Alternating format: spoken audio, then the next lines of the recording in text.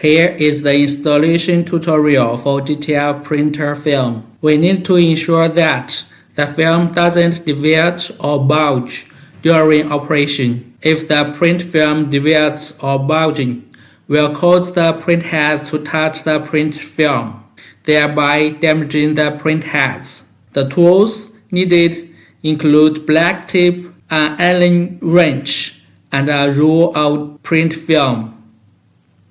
Install the print film onto the bracket and fully release the resistance knobs on the left and right sides.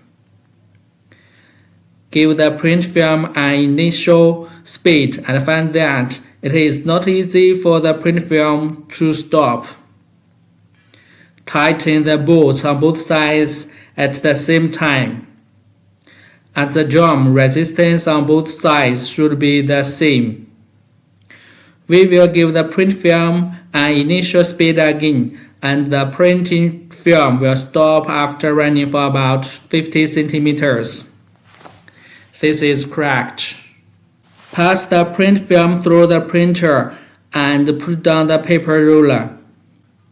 Press the film with cardboard on both sides for 5 millimeters. Apply a piece of tape next to the print film and move the film back and forth to ensure that the print film doesn't deflect along the tip. If the print film is deflected to the right, please loosen the screws on the left bracket and press down on the bracket a bit. Tighten the screws and retest until it works well. When moving the print film, check if the film is bugging. If the film is bulging, just turn down the negative pressure fan.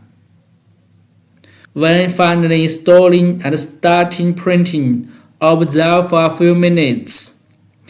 If the print film rubs against the print head, please clean the print heads in a timely manner. Thank you for the patience to watch my video.